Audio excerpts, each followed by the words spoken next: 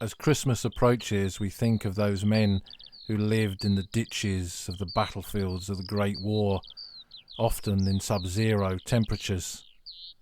What was it like to spend a winter on the Somme? As Christmas approaches, this will be our last podcast of 2022 and our final episode of Season 4 of The Old Front Line. It's been a great year for the podcast. We've gone from Season 3 right through Season 4 now with a whole multitude of episodes. We went to bi-weekly episodes for a while, but as I think you might have noticed in the last couple of months, what we've been doing is putting out a pretty much weekly episode with a short gap and then another burst of several weekly episodes. And I think that's probably how things will continue as we move on into next year. From a listeners and listening point of view, I can't thank you enough really for all of the downloads, all of the listens that you've made to the podcast over the course of 2022. Incredibly, we've had a total of over 313,000 downloads in the last 12 months. And that really is quite staggering. It's quite clear to me that the podcast has moved on to a very different level in terms of the number of people that listen and the breadth and diversity of the listeners in terms of their geographic location. I think we reach well over 60 different countries now, which is just amazing.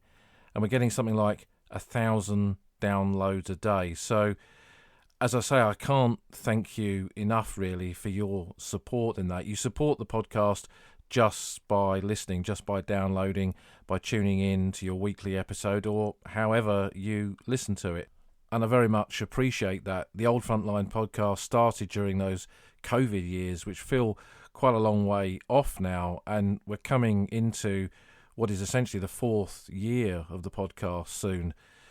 And for something that probably for many of us, possibly even including me, seemed like a temporary thing that we'd do during the time we could do nothing else and we couldn't reach the battlefields, has become a labour of love for me, really. I very much enjoy doing the podcast, thinking about episodes of the podcast, doing research for the podcast in the archives, in the books, and out on the ground itself. And I very much enjoy and appreciate all of the correspondence that I get from you, whether it's via email or messages on social media, discussing ideas for podcasts and saying how much you've enjoyed a particular episode. The popular ones in this season 4 have been the Battlefields in a Day series, the mini-series that I've introduced to the main podcast, with, unsurprisingly, the Somme in a Day and, interestingly, Vimy Ridge in a Day being the two most listened to episodes for the whole of 2022. I think that format of describing a battlefield in that way, by highlighting some of the key locations, memorials, cemeteries, battlefields in a particular area, does seem to work through the podcast and works well with the Google Maps that we put onto the podcast website. And that'll continue into next year. There'll be more of those battlefields in a day to come. And I've had a few comments in the last month or so about how diverse the subjects have been over the course of this season of the podcast. And that's something I've kind of done deliberately, really. We could do battlefields and we could do walks all the time. That's part of the kind of core reason behind the podcast. But there's much more to the Great War, and it's important to look at aspects of its history. And so we've done podcasts on food in the Great War, Tommy Tucker as we called it. We've done podcasts about Henry Williamson, the author, and his books. We've looked at where the First World War meets the Second World War, those crisscross paths, how between those two great conflicts they met in so many parts of the Old Front Line. And most recently we looked at the story of one of the early 20th century's greatest aspiring scientists and his tragic loss in the Great War. So I've tried to bring you really what is for me part of my own essential interest in the Great War is that myriad faces of the war, but also the different aspects of our levels of understanding, because As I often say, the Great War is like a huge jigsaw, a jigsaw that will never complete in our lifetimes, but the essential and the everyday search for its pieces is what makes, and I think develops, our own fascinations in the subject. And that's how it is for me, and I'm sure how it is for many of you as well. So that part of the podcast will definitely continue into next year. It won't always just be battlefields, but wandering the paths of that old front line will always be what we do at the heart of this Great War podcast. In terms of plans for 2023, there'll be more, as I've said, of battlefields in a day. I intend to look at more of the French War, as I often call it, the French part of the Western Front, in particular Verdun, and there will be 2 episodes of Verdun in a day coming up, because you can't really do that battlefield in a day, and you have to look at it from the east and the west banks of the Meuse, and we'll do that in future episodes. We'll also be looking at the American side of the Great War, the American Expeditionary Force, and some of their battlefields, not just the Meuse-Argonne offensive, the final battles, but some of the others as well. And of course there'll be lots of British content in the usual familiar battlefields, places like Ypres and the Somme, but also on the forgotten front as well, that bit in between, and places like Arras and Cambrai, as well as those 1915 sectors such as Albers Ridge and Neuve-Chapelle and all the others. So lots to come in the year ahead, including some guests on the podcast to discuss some of the things that they're researching or books they've got coming out as well. We're going to continue to have guests because I think that's really important, to hear a few other voices as well.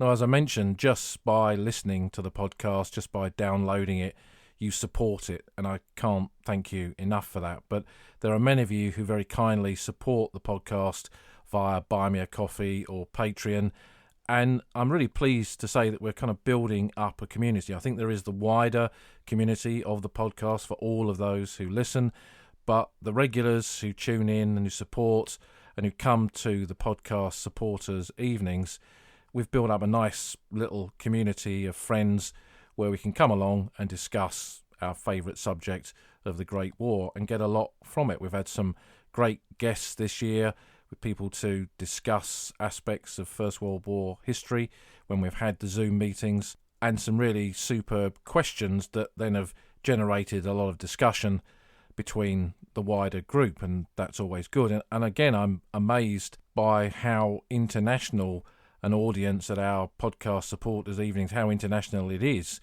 with regularly people from the United States, from Canada, from Australia, and from all over Europe tuning in, as well as from the UK, and long may that continue.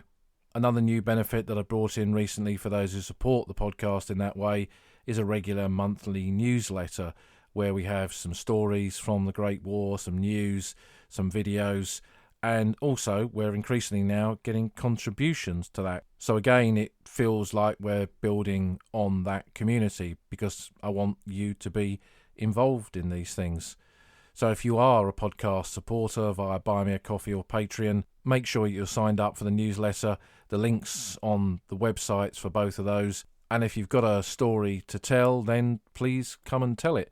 If it's about a relative that fought, or some research you've done, or a recent battlefield visit, it's most welcome. And if you've not thought of supporting the podcast in that way, then you can find links to Buy Me a Coffee and Patreon on the podcast website, oldfrontline.co.uk.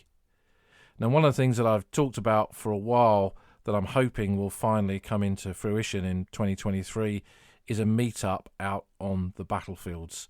Not quite sure how that's going to work, whether it's going to be through an organised tour or we'll meet up somewhere and do a battlefield walk, but that is certainly something that I'm looking at for next year. It'd be good to walk the actual Old Front Line with many of you and hear your stories in person.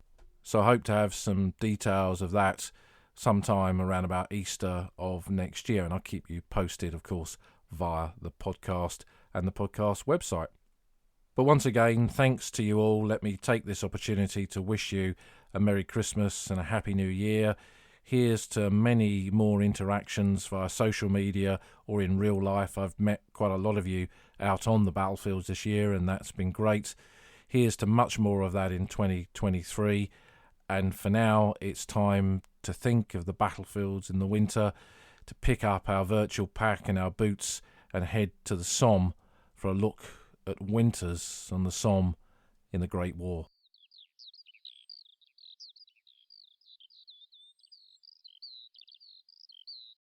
When we think of winters on the Somme, probably our mind immediately goes to the end of the Battle of the Somme and that long cold winter of 1916-17, and we will discuss that later on in this podcast. But initially we're going to go back to the first winter of the Great War, because the Somme did not exist in isolation. It didn't just come to life and become a place of chaos and death and destruction in 1916. Fighting took place there from the very beginning of the war in August 1914, something that I was reminded of recently when I went to revisit a French cemetery on the Le Transloy Ridge from that period of the conflict. More about that one in a future episode of the podcast. But if we look at the Somme in 1914, it was one of many places where the French and the German armies clashed. French units fought the Germans as they pushed towards Paris as part of the Schlieffen Plan, that right hook that came round the top of Paris, heading down towards the capital city. A whole series of counter-manoeuvres was trying to stop that. And in the area that we look at the Somme from a British perspective, French troops fought the Germans around Péronne and Bapaume, and then across the small villages of the Somme in places like Le Transloy, around Guillemont, Flers, and you'll find memorials to that Battle of 1914 in all of those places, in sectors that we would see just as part of the 1916 story. 1914 was a costly year for France. Over 300,000 French soldiers were killed from the outbreak of war to the end of that year, so only in the first few months. A staggering number of men serving with French regiments on the front line met their deaths, with that terrible day in August 1914 when over 27,000 had died in a single day. But the Somme had seen its fighting too and had witnessed heavy losses, something that we see when we walk the French cemeteries on the Somme. The one in Albert, just outside the town, and in the Somme River Valley we'll find some more. There are lots of 1914 casualties buried in all of those cemeteries. So it's clear that even long before the British ever arrived here, this was a battlefront and was part of the French line. And when the battles of manoeuvre, when the open warfare that everyone had gone to war prepared for in 1914, when that came to an end and trench warfare began in the autumn of 1914, both sides dug in along the Somme front, with the French digging in trenches underneath the slopes of the high ground around the town of Albert, heading up towards Arras, and the same in the southern sector as the line moved across to the valley of the River Somme. The Somme front was formed, and in both the French and German armies on the Somme at the end of 1914, quite a high proportion of the soldiers who were in the front line were reservists. Some in the French forces were territorial, so these were older men. They weren't 18, 19, 20-year-olds fighting fit and ready for battle. These were older men who had returned to the army from civilian life. And although they were a tough generation, again, we have to remember that as tough as they were essentially living in ditches out of doors. And even in that winter of 1914-15, it was pretty cold on the Somme front. And it was a miserable first winter for many of those soldiers on both sides of no man's land. But were there truces? We know of the famous Christmas Truce along the British line. If we think of 450 miles of the Western Front in 1914, the British Army held less than 30 miles of that. So that instance of truces there being quite high was in the minority, it seems, although there is increasing evidence as all of the French war diaries have now been digitised and put online, and it's easy to look at this material for free. then historians have started to look at aspects of the history of the French army and the Great War and discovered that actually there were quite a few instances of truces. Now, one that's a bit better known, although nowhere near as known as the British Christmas Truces, is one that took place at La Boisselle, where they'd been fighting on the 17th of December 1914, so about a week or so before Christmas. And the men there, the 19th Regiment of Infantry, a Breton regiment from Brittany, had made an attack on the German lines in what was later known as Mache Valley between La Boisselle and Ovillers. If you visit this part of the battlefield today, you will find a memorial to that regiment. Walking up a little track around the northern part of the village of Ovillers, you'll find the Breton Cavalry, a memorial that commemorates the men from the 19th Regiment of Infantry who fought there in 1914. Now, as with some of the British attacks on their part of the line in that week before Christmas, what it meant was that the attacks had often, like this one here at Ovillers, had not done well, and lots of bodies were left out in no man's land. And in the approach to Christmas, there was often a desire, and this is what instigated quite a lot of these kind of truces, there was a desire to bury the dead. So a French padre negotiated with the Germans, and the dead were buried in no man's land. So that's one kind of truce instigated by the necessity to bury fallen comrades. Were there others? Well, indeed, there were. In the French 28th Division sector, which was south of the area of the River Somme, around the villages of Dompierre, Foucaucourt and Fay, they were opposite Bavarian soldiers. Now, Bavarians were largely Catholics, so there was a big Christmas culture in their society.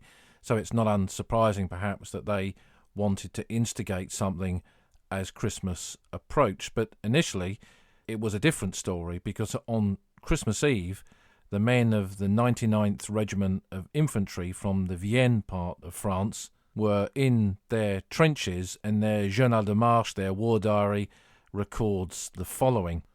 A German who, having passed through their trenches and being unarmed, one of our patrols came out of our trench to call on the man to surrender. This man stated that other comrades intended to surrender as well. He made a sign to them, and 6 prisoners presented themselves successively. In total, 7 Germans surrendered.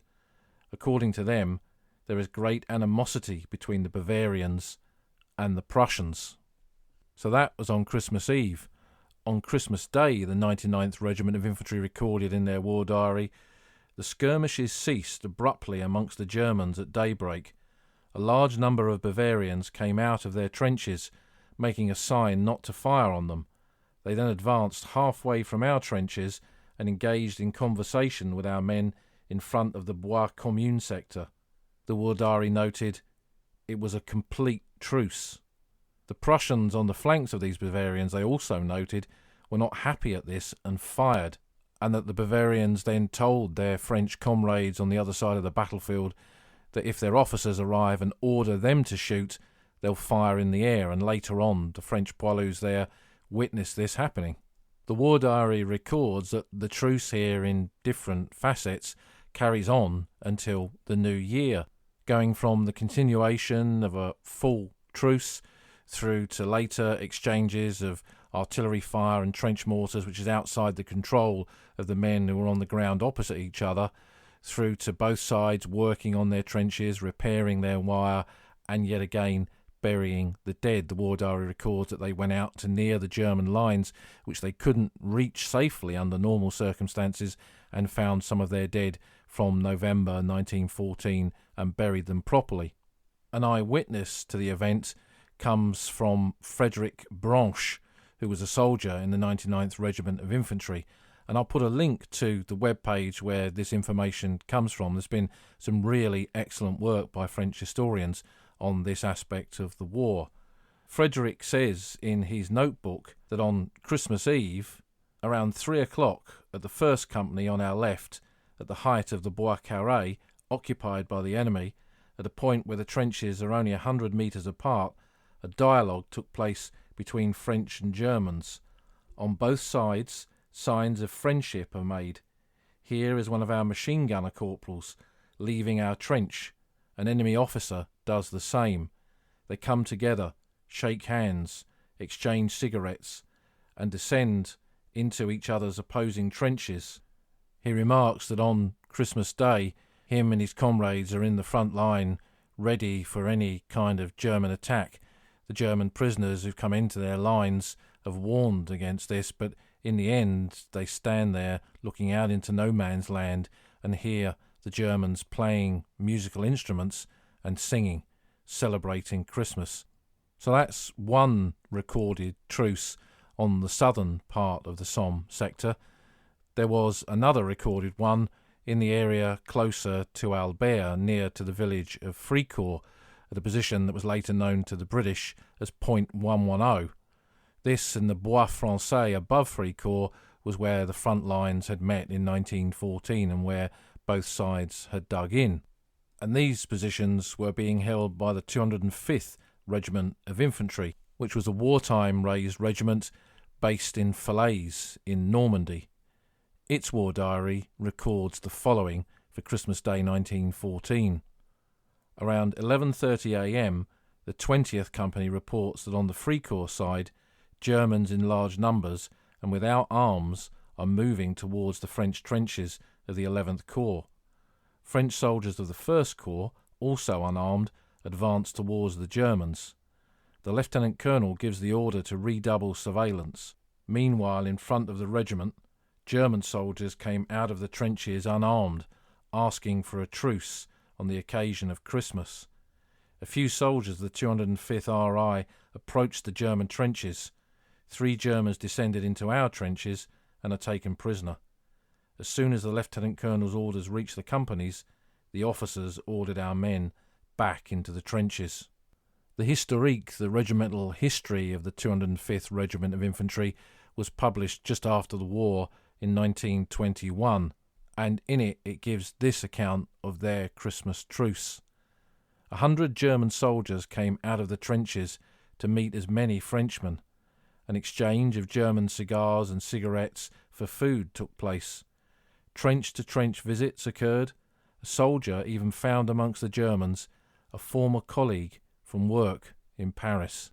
So it's clear, really, from these accounts that the kind of Christmas truce that we very much associate with the British part of the Western Front in 1914 did indeed take place on other parts of the line where French and German soldiers opposed each other's. France had suffered such heavy losses in 1914, and so much of its territory was now occupied by Germany, that perhaps the will for any kind of truce might not have been there, but it's clear that ordinary soldiers on the ground looked at their opponents in the same way that perhaps they looked at their comrades, as comrades in arms, men who had a shared experience of the privations and the conditions in the front line that were so poor, that were so difficult, that were so appalling, living in those ditches in that winter of 1914. So jumping on a year to the second winter of the war on the Somme, the winter of 1915, what had changed on the Somme front? The year 1915 had saw the expansion of the British Expeditionary Force, the British and Commonwealth forces, the Empire forces on the Western Front, and as such the British had taken over a longer and longer section of the front line. In 1915 they hadn't quite taken over all of the Somme, but in July of that year the first British troops had arrived. Men from the 4th Division, for example, who'd come down from Ypres, having just gone through the Second Battle of Ypres and the first use of poison gas on the Western Front. They came down and took over positions near to Beaumont-Hamel.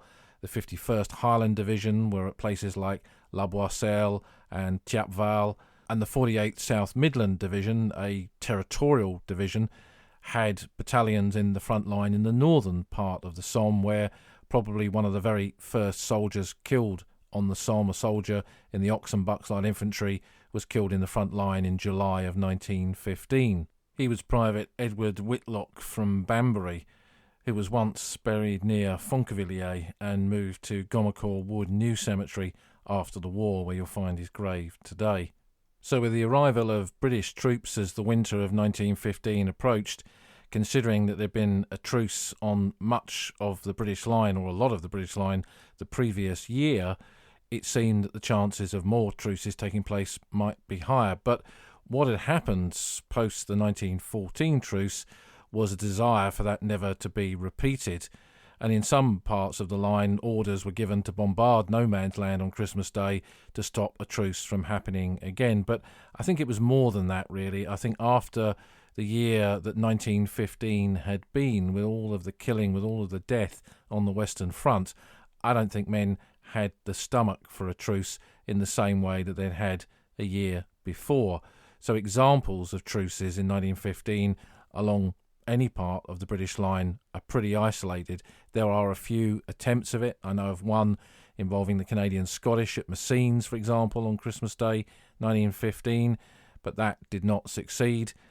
And what we've got in terms of the Somme sector is an account of a truce at Monchy-au-Bois. Now, not to be confused with Monchy-le-Preux, that's up near Arras. Monchy-au-Bois is just north of Gomecourt. So in terms of the map, it's just outside the Somme département in the Pas-de-Calais, heading up towards Arras, but it was considered to be part of the Somme front at that time.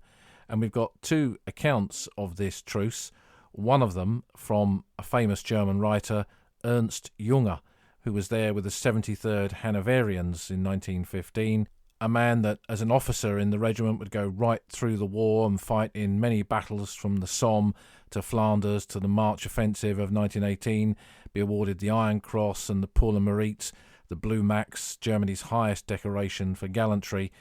And he would write his memoirs, Storm of Steel, and a later volume, Cops 125, both of which would be translated into English. So Ernst Junger's accounts of the Great War from the German perspective are incredibly valuable and incredibly interesting to read. But Junger was a soldier, he was a fighter, and I suspect not too keen on fraternising with the enemy.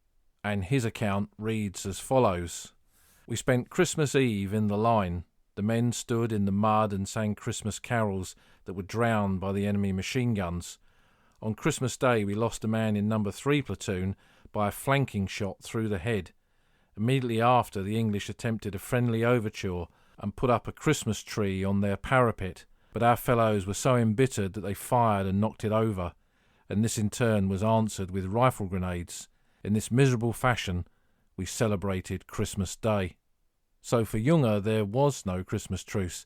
The British had tried to instigate one, but the loss of their comrade had made his men not really that keen on the idea.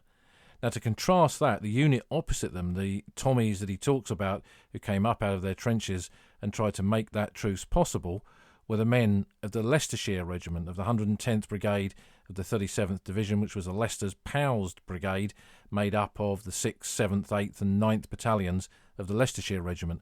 And serving in the 8th Leicesters in that sector on Christmas Day 1915 was Dick Reed, I.L. Reed, who wrote a fantastic memoir of the Great War called Of Those We Loved. First came out in the 90s when the account that he'd written was published posthumously, and there's been a reprint of it by Pen and Sword Books. And I'll put a few of these onto the podcast website so you can seek them out.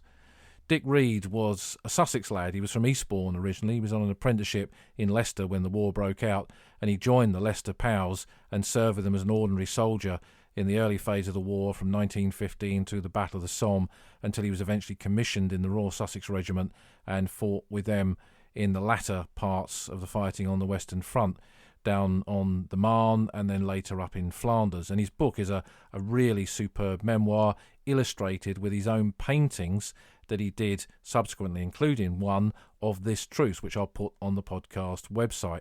So Dick Reed's account of this reads very differently to the one presented by Junger. We looked down upon the German trenches and saw the occupants, a dozen or more of whom were walking about smoking or shouting to each other in the open. Of us they took not the slightest notice, probably because already they could see several hundred khaki figures away to our left, and almost the same number in Feldgrau. We therefore took the opportunity of having a good look round. In Burl we'd been told of the fight at the mill in November 1914, and here we saw abundant evidence of it, including the rotted horses and now tattered uniform skeletons of some French cavalrymen. Apparently the trench lines had been stabilised in their present position after this fight. We turned away from the gruesome sight, resolving to bury the remains at night if we could. In the meantime we were hailed by the 6th Battalion Lewis gunners we were relieving, who, hearing us approaching, had climbed out of their trench and were coming to meet us. They were in a better state than we were, not having struggled through over a mile of mud. They said that the dugout was still okay and that things had been very quiet. As they left, we heard shouting opposite and saw a group of German soldiers trying to attract our attention. Hurriedly, therefore, we dumped our kits, cleaned up the gun, mounted it in the emplacement and got on the top again to see what transpired, our sodden feet and clothes forgotten. In the bright sunshine, the scene before us was of enthralling interest. From the top of our actual trench, we could not understand what the Germans to our front intended to convey to us, as the thick wire thrown out by both sides largely obscured our view of one another. But about 150 yards to our left, where the distance between the trench lines increased, and there was a distinct no-man's land, we saw a number of our men clear our wire and advance to meet a party of German soldiers there. They met, and groups were soon deep in conversation, gesticulating and laughing in efforts to understand one another. We saw the Germans stroking the hairy coats worn by our chaps, mud-encrusted though they were. Cigarettes were exchanged, and we observed several Leicesters smoking cigars. The Germans offered their water bottles, which we were told afterwards contained schnapps or coffee. Some minutes went by, and then a shrill whistle sounded. We saw one of our A Company officers, a well-liked lieutenant, sign urgently to our men to return to their trenches. He appeared to meet a German officer in one of the groups as salutes were exchanged, and they talked for some moments. Then they parted with more salutes, and both sides streamed back to their own trenches. Regretfully, it appeared. So it's clear, I think, from these two accounts of men opposite each other, that this was a bit of a sporadic truce, that it happened probably only briefly, and that it wasn't universal even on part of the battalion frontages that were there. So the Leicesters, only some of them participated, and the Germans, only some of them took part as well. So Junger perhaps wasn't even aware that some men from his regiment had been there. So it's interesting to contrast those two accounts written after the war. It's one of a few places in Junger's book where you can pick it up from a British perspective and contrast it to another voice on the other side of no man's land. But what it's clear is that there was at least some attempt at a truce on the Somme front in that winter of 1915. The Somme then was a quiet front. Not much had taken place except for the French Battle of Serre-Hebuterne in June of 1915. The British were only probably vaguely aware of that, probably noticed it, as Reed had done with the bodies of the French cavalrymen in no man's land, by the skeletons of men of both sides left on their parts of the front where that battle had taken place. But as the months progressed and the number of French troops holding the Somme reduced and the number of British troops increased, it became part of the main British line in preparation for the big push, the Somme offensive in 1916. And so we'll jump on another year now to another Christmas on the Somme, the Christmas of 1916.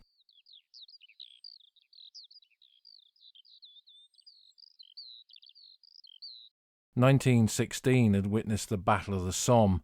Over 141 days, from the 1st of July to the 18th of November, the Somme had cost the British and Empire forces 450,000 casualties, of which 150,000 were men killed in action or died of wounds.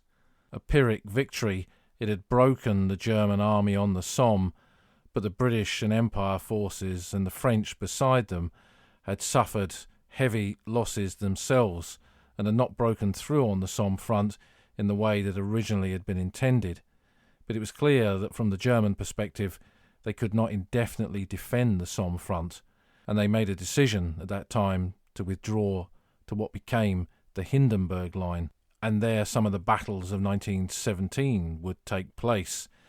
But in terms of the winter of 1916-17, The Somme had come to an end. The British line was holding positions north of the Ancre up towards Gommecourt and Serre, where the front lines had not moved from the very beginning of the battle.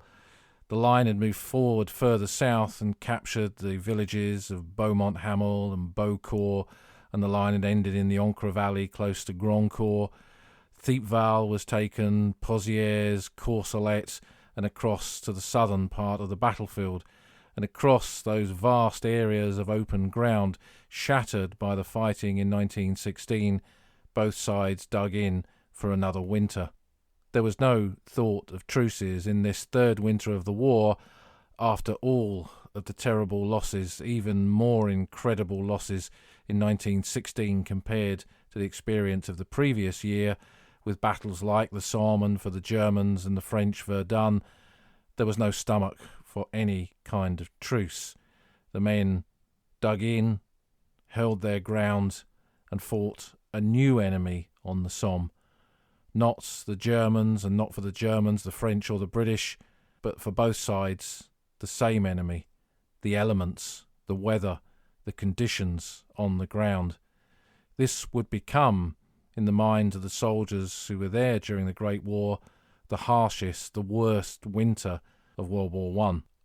And in some parts of the Somme line, it dropped to something like -20, even temperatures of -25 were recorded in some war diaries. So what were conditions like during that winter of 1916-17 on the Somme front? We've got a few first-hand accounts from books that were written by soldiers who were there. Schoolboy into War by H.E.L. Mellish describes the story of a young officer in the 2nd Battalion, the East Lancashire Regiment, during the latter part of the First World War. It's a great book, one of those books that was published by William Kimber in the late 1970s, when some veterans who had written their accounts much earlier finally had a way to publish them, although it's amazing that they ever got into print because there was so little interest in the First World War in that late 70s, early 1980s period. Mellish's book is long out of print but not difficult to obtain, and there are some good accounts of the Somme there in 1916. And he was there during that winter and left this view of what it was like. I joined the battalion when it was about to go into the line in this area, in a sector around the one-time village of Bouchervesnes. The intense cold of the winter of 1916-17 had now set in. The snow fell and stayed. Behind the lines, the lorries converted it, still unmelted, into a sort of brown dust. Further up, new shells made dark pockmarks in the white expanse, and the trenches showed as dark lines. At least the mud had disappeared, and that was a great relief. But the hard earth tore one's trench coat as one brushed against the sides of the trenches, and more seriously, the impact of shell and bomb and mini, the favourite German weapon here, was made more shattering. So there we see with Mellish's accounts just how cold it was, how frozen the ground was, and the impact that had when shells pitched over from the other side, and really it kind of increased their lethality as they struck the hard ground and shattered and blew positions and men apart with even greater destruction. Another account we have of that period comes from Captain Arthur Pollard in his book Fire Eater, The Memoirs of a VC. Pollard had enlisted as an ordinary soldier in the Honourable Artillery Company and had been awarded the Distinguished Conduct Medal as a sergeant at Ypres in 1915. He'd then been commissioned in the HAC and served with a battalion that was part of the Royal Naval Division in the sector of the Somme in the latter part of the battle in November 1916 and then during that cold winter. He was subsequently awarded the Military Cross for this period of the fighting and later the Victoria Cross in the fighting around Gavrelle in April of 1917. He wrote of the sector in front of Grandcourt. Towards the end of January 1917, the weather turned bitterly cold. Snow lay on the ground, which was frozen as hard as iron. We went into the trenches, captured from the Boche, just in front of Beaucourt in the valley of the Ancre, the scene of the battalion's attack, on the 13th and 14th of November. Fortunately, there were plenty of deep dugouts, and we were able to make ourselves fairly snug. Conditions were far away better than in the winter of 1914. There were considerably more troops, which meant in theory that we did not have to spend so much time in the line. We were told that rest would be more frequent and of longer duration. We were to do 6 weeks up the line and then have 6 weeks rest. Had we simply sat down and remained where we were, I have no doubt that we should have been able to make ourselves extremely comfortable. As it turned out, we were kept continually on the move. Pollard, true to his reputation as a fire-eater, makes that cold winter of 1916-17 sound almost like a winter vacation. But he says out on the battlefields conditions were hard to do the job that he liked, patrolling no man's land. The second night I went out on a patrol to examine the Hun line. They were holding the side of a sunken road with practically no wire entanglements to protect them. From this I deduced that they were second-class troops, or else the bitter cold was having an effect on their morale. In my experience, Master Fritz very seldom failed to make himself as secure against attack as possible. It was tricky work crawling in no man's land at any time. With the snow on the ground, one was bound to show up even at night time. It was only by moving very slowly and taking advantage of the many shell holes that we succeeded in getting across and back without being spotted. So those are the view of two officers whose life in the front line generally was a bit easier than the men. They had batman servants to look after them and cook their food, whereas the men in the forward zone had to look after themselves. And our final account comes from Norman Gladden, who was a veteran of the Great War that I knew and interviewed. He wrote several books on his experiences, Somme 1916, Ypres 1917, and Across the Piave, about his experiences in Italy in the final phase of the war. He was an early member of the Western Front Association, and that's how I ended up meeting him. And he described this account of what it was like in the approach to winter of 1916 in his Somme book.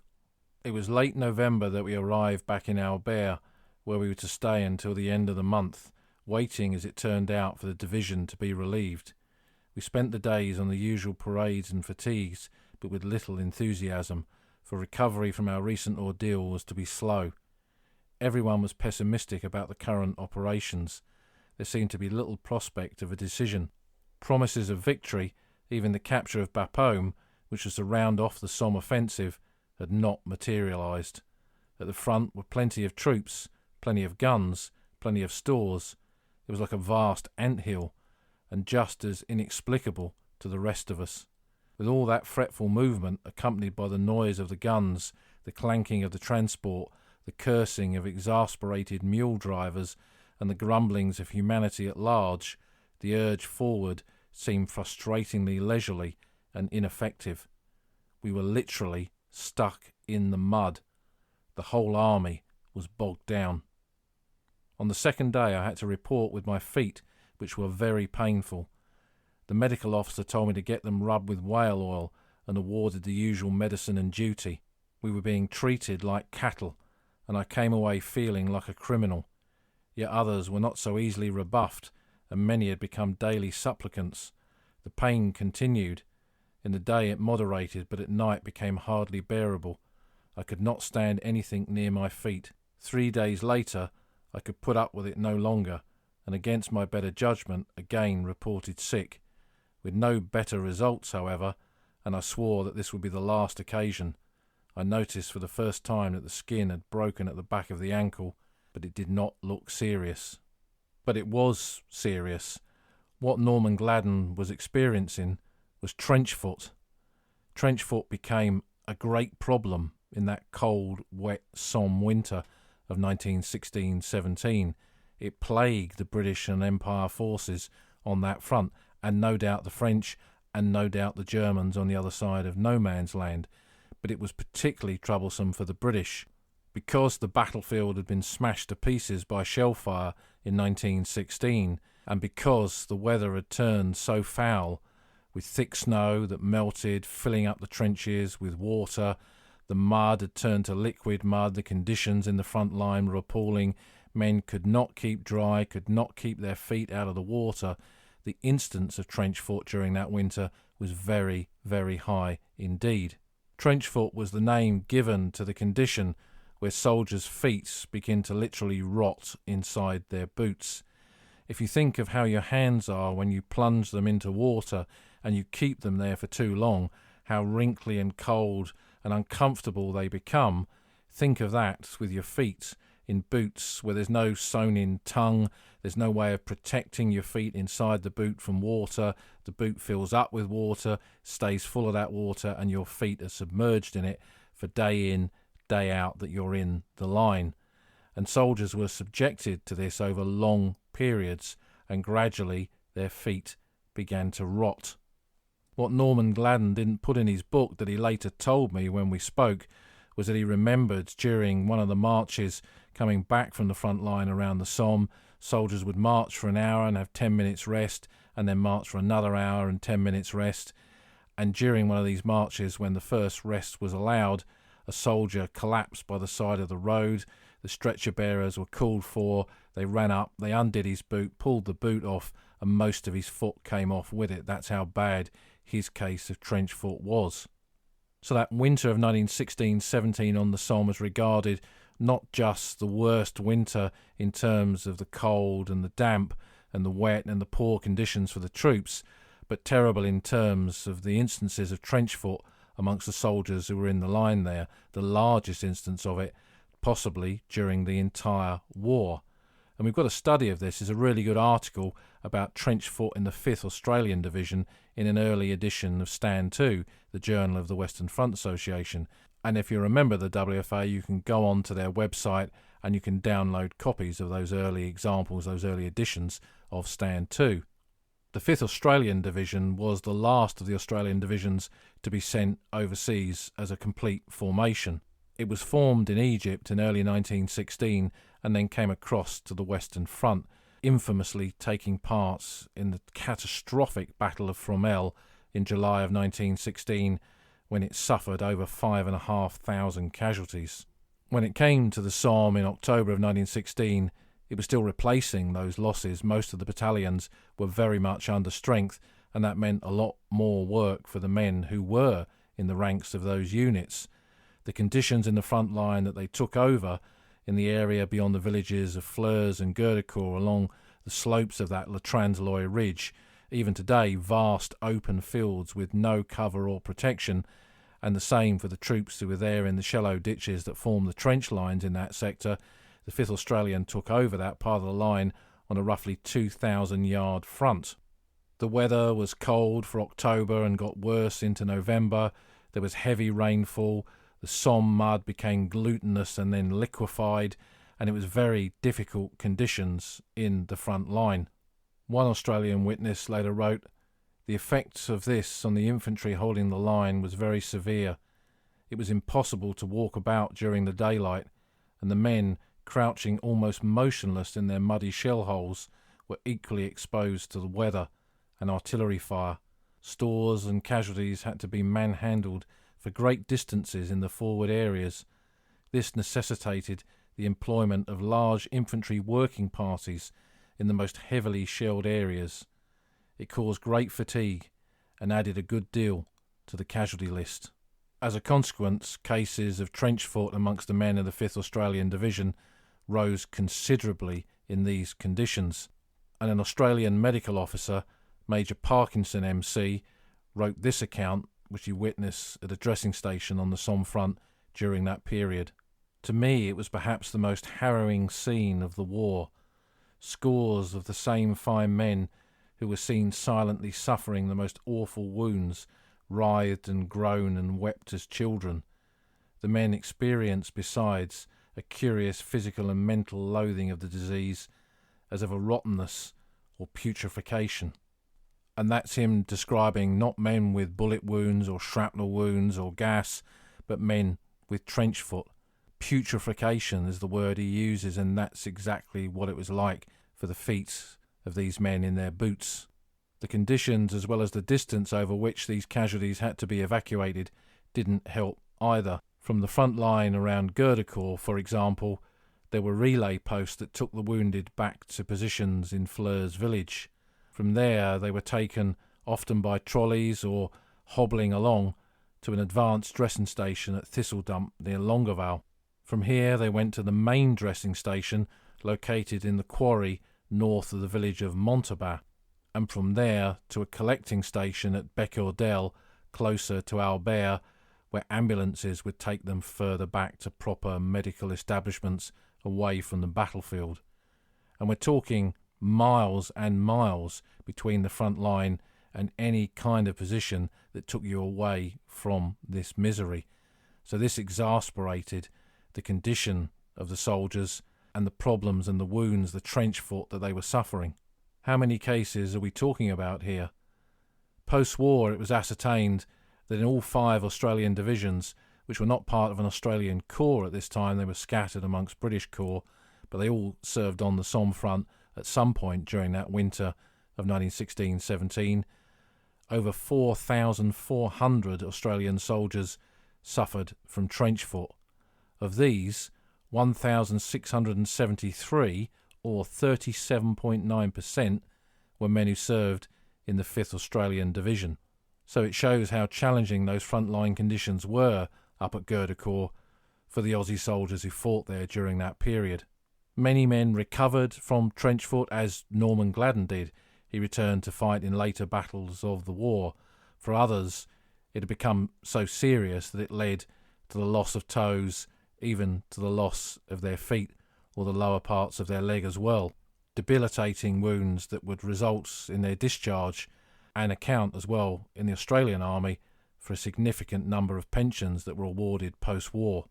Lessons were learnt from this winter that you couldn't just stand men in muddy, wet ditches full of water and let them stand there and their feet rot and do nothing about it.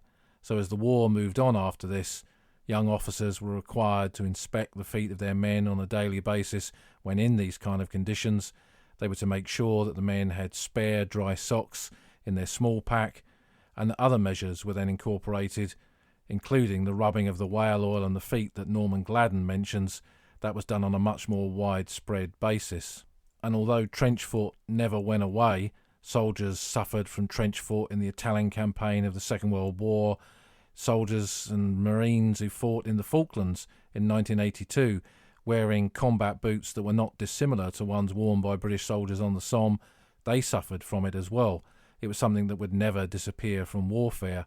And as we think of the winter approaching now in Ukraine and the soldiers in the front line there, I'm sure there will be instances of trench foot in those forward positions which we see almost daily from photographs are beginning to look more and more like a First World War landscape. But trench foot in the Great War never went away, but it was never suffered on this scale again. Partly, I suspect, because of the way the army reacted to how they would treat it and try and prevent it, but also really that the conditions on that Somme front in that terrible, awful winter of 1916-17 were never repeated again. There were harsh winters. 1917 up on the Cambrai front and other parts of the line were harsh, but the winter of 1916-17 and the peculiar conditions of the front line there and the way it had been pulverised and the mud and the water created perfect conditions for trench foot on this scale. And so really that was never, thankfully for the men in the line, repeated again. And I think the cold and the wet and the suffering of this trench foot was something that gave the Somme winter of 1916-17 its status, its infamous status amongst those who served there. Winter on the battlefields, on the Somme battlefields, could be just as harsh in terms of the temperature many decades later. The first winter I spent on the Somme in the mid-90s, it dropped to more than -20 then, and not living in a centrally heated house, we noticed it a lot more. But no one was shelling us, no one was dropping Minenwerfers on us. We had an easy life compared to the men in those shallow ditches of the battlefields of the Somme at the end of 1916. But walking the battlefields in the winter, seeing how the landscape changes, walking around Courcelette as I did a few years ago in deep snow on a bright day, seeing the landscape changed, seeing how the dappled snow across the positions around the Pozieres Ridge and Regina Trench, that dappled snow echoed the shell holes of more than a century before. To truly understand the landscape of the Great War, you have to see it all year round. Travel in the summer when days are long and you can do a lot, but travel in the winter too, to see the light, to see the ground, to feel the cold, and think back to what it must have been like for the men who were there. Men of both sides staring out into the snowscape of the Somme as the year came to an end, wondering perhaps where that journey would take them the following year. What would they see next? What would they see beyond this? What new footsteps would they make in the snow, in the mud, or along the dusty paths of the old front line?